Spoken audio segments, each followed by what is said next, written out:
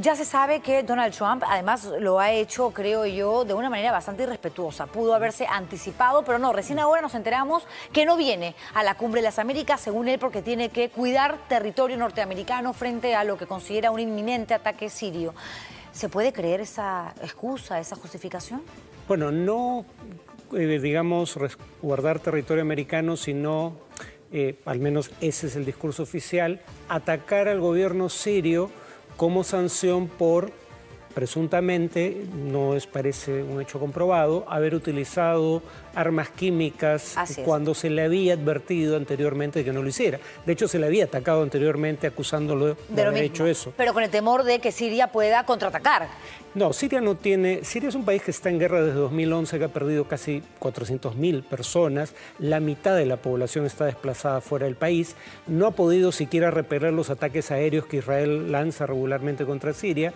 No tiene capacidad de responder. O sea, ¿es imposible que Siria de una u otra manera pueda golpear a los Estados Unidos? No es no, en Estados Unidos sí. Lo que pasa es que además hay alrededor de 2.000 soldados estadounidenses en territorio sirio. Ellos podrían ser víctimas de una represalia. El tema es que por una buena razón Siria no lanzó ningún tipo de respuesta después del ataque anterior, porque sabe que el contragolpe americano podría ser aún mayor. Sin embargo, Donald Trump sí realiza visitas oficiales a pesar de la situación de su país y de las relaciones tan tensas que tiene, sobre todo con esa otra parte del mundo. ¿Le cree usted cuando manifiesta esta versión como parte de su discurso de la Casa Blanca para no venir al Perú? ¿O cree que lo hace porque simplemente no le interesa, porque venir al Perú para él no le genera ningún tipo de beneficio? A ver, yo diría dos cosas. En primer lugar, nunca fuimos una parte fundamental de la agenda exterior de los Estados Unidos. Incluso cuando pasó algo muy importante en América Latina, como la crisis de los misiles en Cuba en los años 60, Cuba fue el escenario de la crisis, no fue el protagonista. La crisis se resolvió a través de una negociación bilateral entre la Unión Soviética y Estados Unidos. O sea, lo importante ahí no era Cuba, era el hecho de que la Unión Soviética había instalado misiles en Cuba. Entonces, nunca hemos sido muy importantes para la agenda exterior de Estados Unidos, salvo probablemente México, que es el único país que tiene en América Latina y el Caribe una frontera territorial con Estados Unidos y tal vez en algunos momentos algunas partes del Caribe porque son rutas comerciales relativamente importantes. Pero más allá de que nunca fuimos particularmente importantes, en el caso específico de Trump, Trump no tiene absolutamente ningún punto de agenda positivo en la relación con la región. Gobiernos anteriores han tenido conflictos con gobiernos como el cubano o el venezolano, pero Trump tiene conflictos con sus aliados. No, Trump tiene conflictos con todo el mundo, hasta con su familia, es una cosa impresionante. Pero, claro, además su discurso en elecciones, en los comicios, era bastante racista, es un tipo xenofóbico, es un tipo que más bien minimiza a esta parte de la región, a esta parte del mundo, a esta parte de América. O sea que tratándose además de un tipo con un ego que llega al cielo, pues claro, dirá, voy a Perú y ni siquiera es que me van a reventar cohetes o me van a poner la alfombra roja. Y si lo hacen va a ser por una cuestión diplomática o de formas, no por el cariño con el que realmente me puede recibir un pueblo. ¿Eso tiene algo que ver? Por supuesto. Habría que recordar, por ejemplo, un hecho, el programa DACA.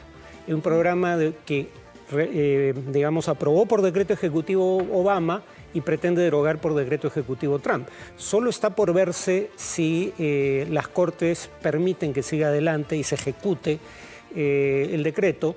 El tema es el siguiente, eso implica que 750.000 jóvenes que llegaron a Estados Unidos siendo menores de edad podrían ser deportados. Entre esos 750.000, la gran mayoría son de América Latina y el Caribe y 7.500 son peruanos. Por lo tanto, eso hubiera sido un tema... a eso voy. Ese es el tipo de temas de agenda que probablemente hubiera tenido que enfrentar de haber venido. Y no quiere, no le provoca, y está clarísimo que al contrario, lo que quiere es deshacerse de todos los inmigrantes que han llegado a los Estados Unidos en busca de mejores condiciones de vida. Pero para el Perú, con la comunidad enorme de compatriotas que hay allá en los Estados Unidos, bien podría haber sido interesante pues tener al primer mandatario acá, al presidente, y comentar de estos temas que, como mencionas, son fundamentales. Bueno, además creo que una de las razones, no digo que sea la única, pero probablemente una de las razones por las cuales no se invitó Maduro era para garantizar que viniera Trump.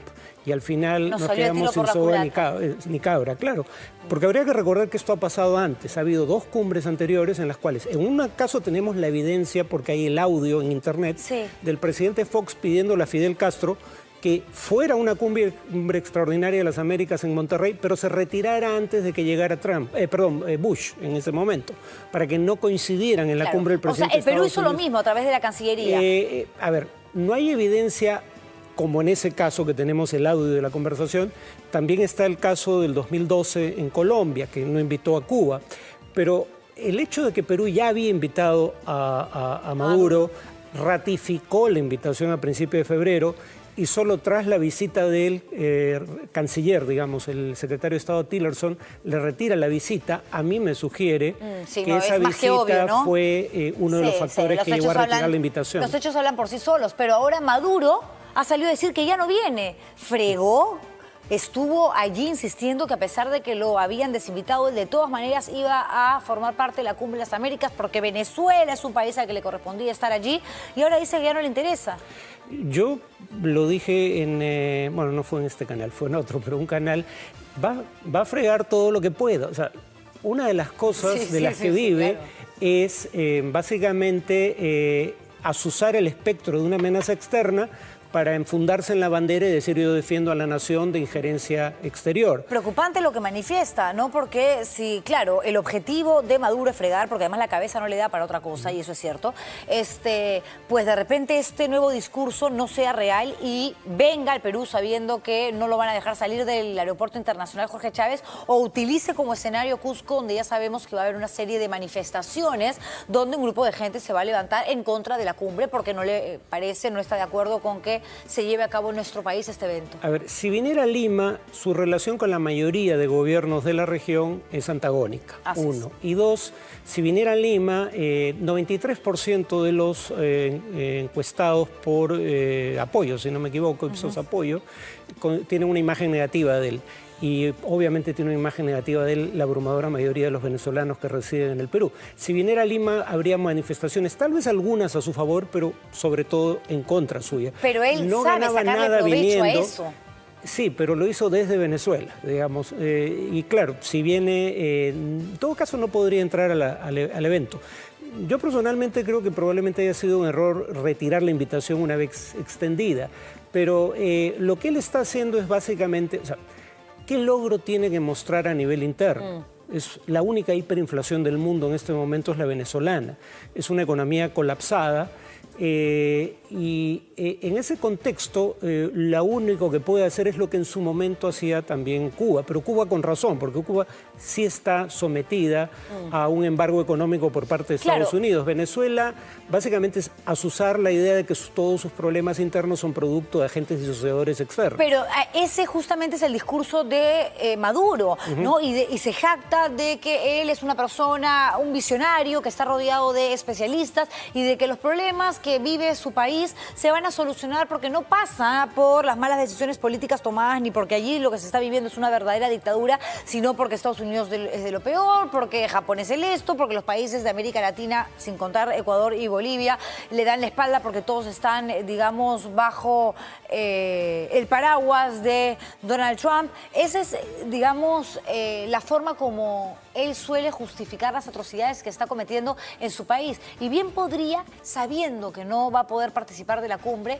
venir, molestar e irse a victimizar otra vez a Venezuela. Bueno, no sé si se puede evitar su presencia en caso de que venga. Claro, no podrá entrar a la cumbre, pero los venezolanos no requieren visa para entrar al Perú. O sea, ¿podría pasearse por Miraflores, por ejemplo, Maduro, si llega? Bueno, y exponerse a las consecuencias. Sí, no, de acuerdo, pero ¿lo podría hacer? Presumo que sí. O sea, el gobierno siempre dice que ha adoptado medidas para encarar una posibilidad como esa, pero nunca las hace públicas. No sabiendo de qué se trata, no me queda claro cómo puede evitar que venga y participe de eventos, no de la cumbre, pero de los eventos alternativos.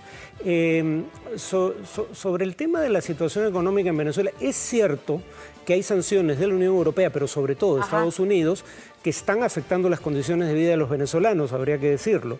Pero también es cierto que la hiperinflación y el colapso de la economía, las caídas de 30% en 4 años, propia de un país en guerra civil, se produjeron antes de las sanciones. Las sanciones han agravado una situación que ya era calamitosa, no la han creado.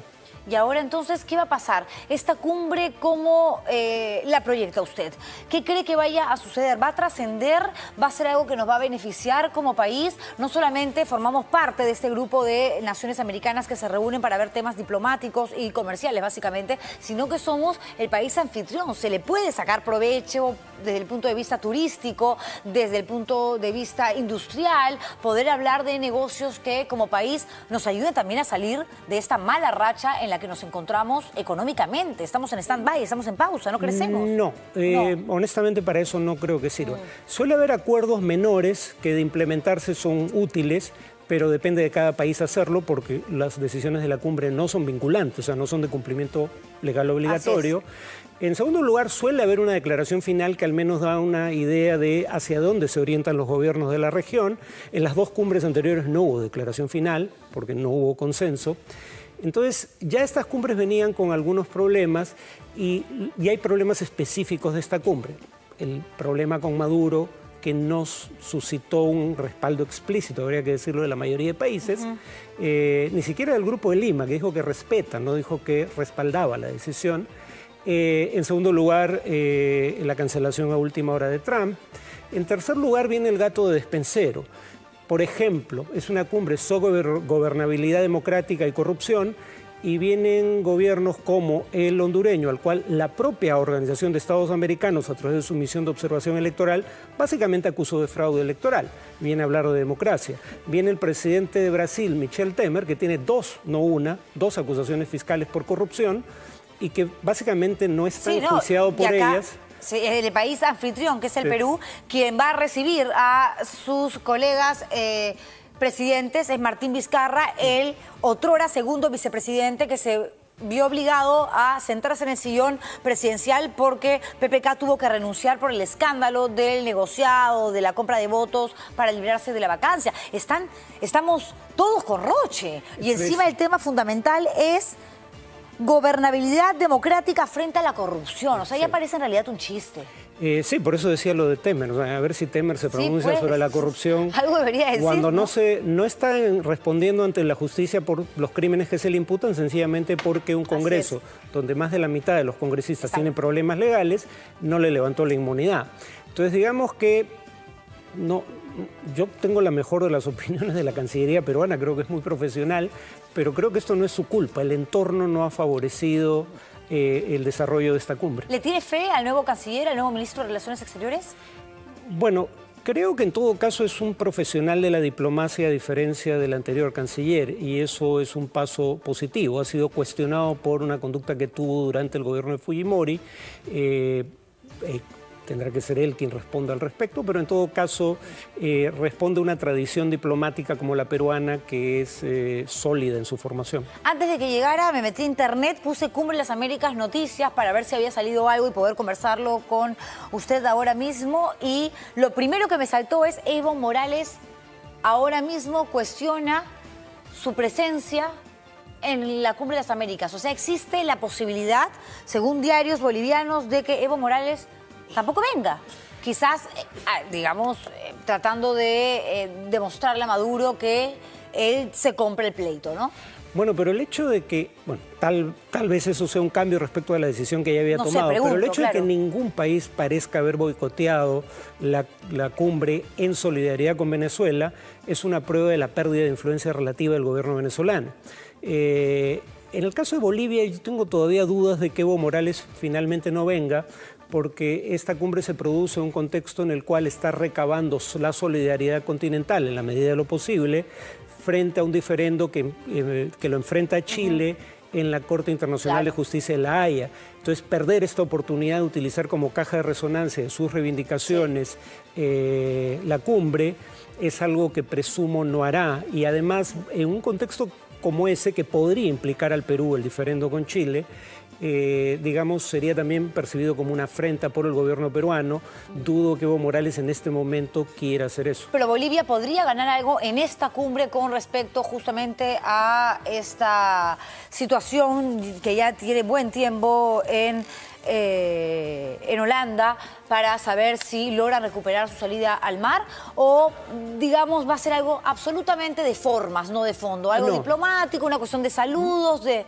No, la visita de Evo Morales no va a tener ningún efecto sobre el fallo de los jueces. No, eso está clarísimo, claro, pero con relación a la percepción que pueda tener Chile y los representantes, los abogados chilenos que están en La Haya, buscando justamente que lo que ellos presentan como argumento de defensa termine pues siendo la válida para los magistrados de La Haya. Bueno, yo presumo que Chile, digamos, pondrá cierto acento en el hecho de que el presidente Morales, por ejemplo, fue a La Haya, y eso no suele ser bien recibido porque los jueces tienden a verlo como un intento de presión política.